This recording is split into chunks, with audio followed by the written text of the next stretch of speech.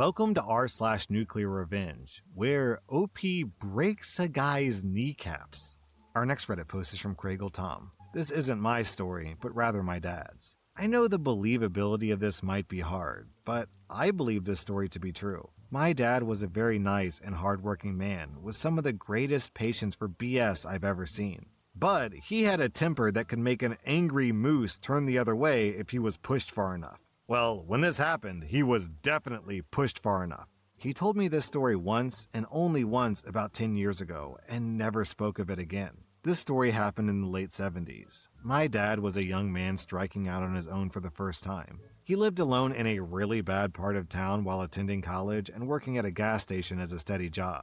But the area had a lot of thugs and a lot of violence. There was a group of guys he knew from high school that just loved to mess with him. The first thing they did was spray paint graffiti all over his car. Then they started harassing him every night he was coming home from work or class because they were always hanging around his building. The leader of the gang was a big guy that Dad referred to as Ted. Ted was a relentless bully to several other kids in school. He beat up my dad many times over the years. But in high school, in particular, he hated my dad because Ted failed and dropped out during senior year, since they wouldn't let him play football with his failing grades anymore. My dad, on the other hand, finished with some pretty decent grades and got a partial scholarship to a local community college. So to say that Ted resented my dad was putting it mildly. And one day, when my dad was going into his apartment, Ted and his gang ambushed him and beat him terribly in a back alley. My dad laid bloody and unconscious in that alley all night. He was found in the morning by an old lady walking her dog, and she called for help. He was in the hospital for months with several broken bones and head trauma.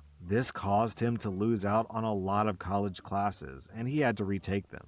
Of course, he told police that it was Ted and his cronies that beat him up, but the police weren't very good at their jobs. And they claimed they had no evidence that Ted did it because he and his friends all supposedly had alibis and there were no other witnesses. Well, that did not sit well with my dad. He spent some time in physical recovery after getting out of the hospital and then moved to a new apartment with a friend as a roommate. And together, they plotted his revenge on Ted. My dad told me that back then, if police failed you, you took payback into your own hands. Now, a thing of note is that my grandfather on my dad's side worked at the city dump, and he was always bringing things home to collect, donate, fix, or resell. My dad helped him out with this a lot. He learned a lot about fixing and making things, and while his father was at work, he found ways of sneaking into the dump at night. And as a teenager, he would sneak in there at night with friends to find stuff they used to build a hidden fort in the woods nearby. My dad said the fort was so well made that it even had a makeshift wood stove that they made out of recycled bricks, and a metal barrel to use in winter to keep the fort warm.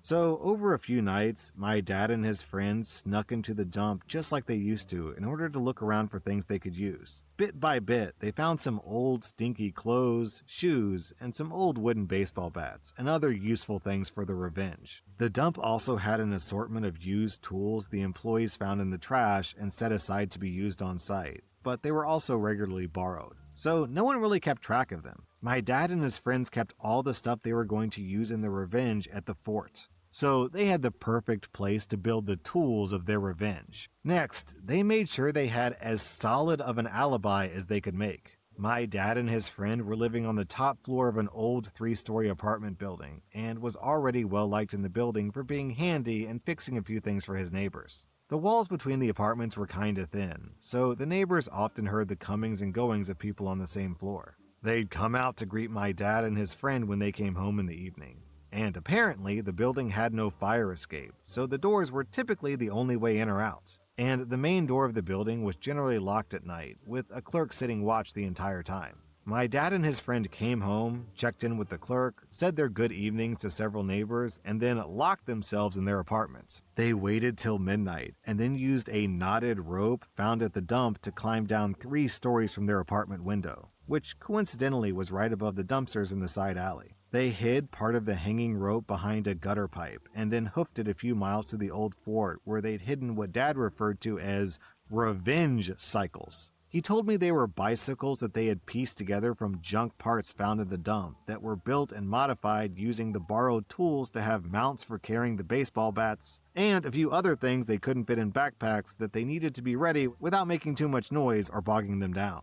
They rode the revenge cycles to the bungalow in an old neighborhood where Ted was living with his friends, though squatting may be a better word. Dad said that it was a drug house where dealing was regularly done, which was good in a way because that meant they wouldn't call the police unless they wanted to risk exposing their operation. My dad had scouted the area for a few nights to plan their attack, then waited for the perfect opportunity. First, my dad and his friend put on Halloween masks to cover their faces, and took a tire iron that they'd brought and quietly removed the lug nuts from 2 of the wheels that were on Ted's crappy van. Then, they spray painted an insignia that was used by another gang from the area on the side of the van to make it look like this was a rival gang dispute. My dad and his friend then spied on Ted and his gang for hours from the windows using homemade periscopes that were painted dull black so they wouldn't be seen. Ted and his cronies spent some time getting drunk and high until Ted got so wasted he went to bed.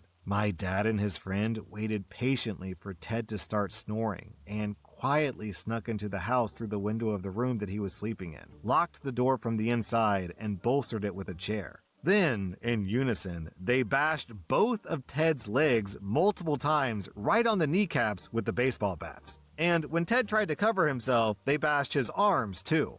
Then they held Ted down and emptied a plastic bag full of fresh, warm doo-doo they'd both contributed to making all over Ted's face before getting the hell out of there fast because Ted was screaming. Ted's cronies couldn't get into the room before my dad and his friend were out of there. They ducked into another yard and rode off on the revenge cycles from a different street before anyone saw them. They heard from other people in the area that Ted's cronies tried to load him into the van to take him to the hospital. But as soon as they got going, the wheels on the side of the van came off and they had to call an ambulance. Both of Ted's kneecaps were so badly broken that doctors said he would never fully recover and would have to walk with a cane for years. As for Ted's cronies, a few of them got arrested. Police came to the hospital to take a statement from Ted and noticed a couple of them didn't look so good. They asked them a few questions and searched them. They ended up in the slammer for drug possession, which prompted police to search the bungalow they were living in. But some of the other guys were smart enough to move all the drugs to another location when they thought a rival gang was after them, so the cops didn't find much. Ted's remaining cronies later got cornered by my dad and his friend the next night when they followed them in their disguises on the revenge cycles to a back alley where they'd been known to regularly hang out and sell drugs.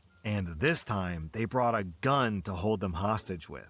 My dad's friend held the gun while my dad disarmed them all of some knives they were carrying and then beat them up with a bat. After the beatings were over, my dad and his friend claimed to be with a rival gang and told Ted's cronies that if they didn't leave town, they'd get something a lot worse than a simple beating. And for some added incentive, they sprayed one of their feet with lighter fluid and dropped a lit match onto them, causing the guy to freak out and kick his flaming shoes off. This seemed to work, as all of them were gone from the city not long after that. My dad and his friend hid the revenge cycles and dropped the knotted rope from the window into the dumpster below, where they later retrieved it in the morning while taking the trash out and disposed of it. Police, of course, did eventually come to talk to my dad and his roommate, but they claimed no involvement in what happened to Ted. And neighbors and the apartment clerk all told them that they never left the building after getting home on those days. My dad and his roommate then let the police come into their apartment to search the place. But they didn't find anything that could be considered evidence, as they'd already disposed of the stuff they'd used by taking apart the revenge cycles. And at night, they burned the baseball bats, masks, and shoes and clothes they wore, and the knotted rope in the fort's barrel stove till there was nothing left but ash. As for the gun, well, my dad said that it was never real, but was instead a very realistic metal toy gun revolver that looked real enough in the dark to hold up to someone. They got rid of it by tossing it into the dump. The cops were satisfied that my dad had nothing to do with the incident and just bid them good day. My dad never told anyone else but me and his younger brother that he and his friend did all that. As for Ted, Dad said he never really bothered anyone again. And Ted ended up eventually leaving town some years later because he was convinced another gang was still out to get him.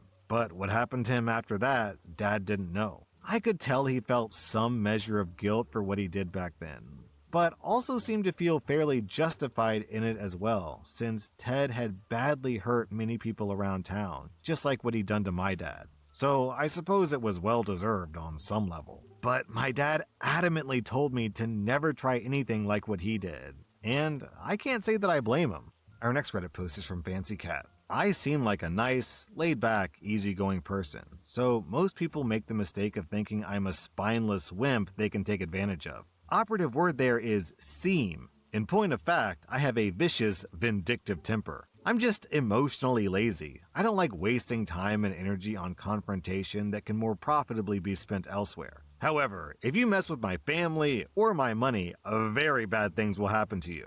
This happened about 20 years ago. I was working as a CAD drafter for a small drafting and design firm, practically fresh out of college. I made a good salary. Not great, but comfortable. Very soon, I found myself as the drafter, and receptionist, and office manager, and file clerk, and even janitor when I needed to pick up a little extra money. My boss was almost never in the office because I was there to handle everything. After a year of working like this, on Friday the 13th, my boss comes to me and tells me he doesn't have my income tax paperwork ready but has a reasonable excuse, and he asks me to file an extension. I told him, this is kinda last minute, don't you think? But okay, I'll do it. And I did. Every couple of weeks afterwards, I'd ask him about my tax paperwork, and he'd tell me no, not yet, and had umpteen excuses why not. Finally, he told me his lawyer had them and was finishing preparing them, and they'd be ready any day. Really? I did wonder why his lawyer was working on them instead of his accountant, but I didn't say anything.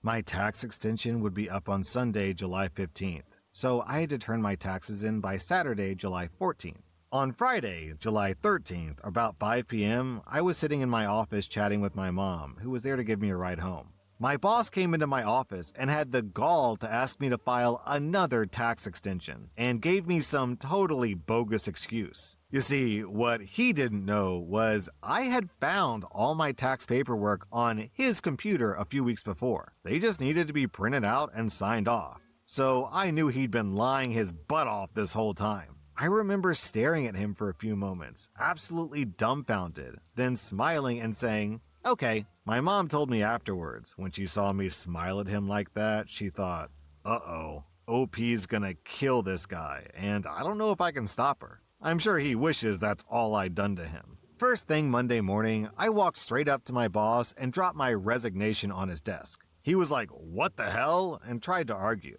Me, I didn't argue. I just told him, I'm leaving. Do you want me to work my notice? He said, hell no, get your stuff and get out, which was another huge mistake in a long line of them. Because I left and went straight to the IRS office, where I gave up all the goods on this guy. He apparently never actually paid any of my taxes or his, though he did take it out of my pay and I had proof.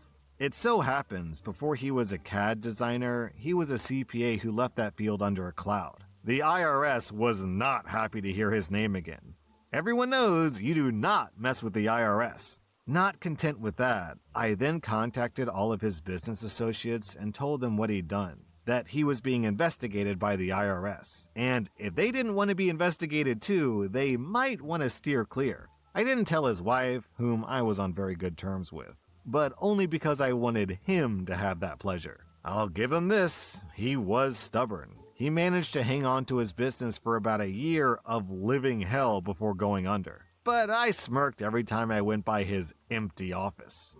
Down in the comments, OP explains that her boss was literally just skimming money out of her paychecks and paying it to himself. So this guy had it coming. That was r/Nuclear Revenge, and if you like this content, check out my podcast where I publish the exact same episodes. Also, hit that subscribe button because I put out new Reddit videos every single day.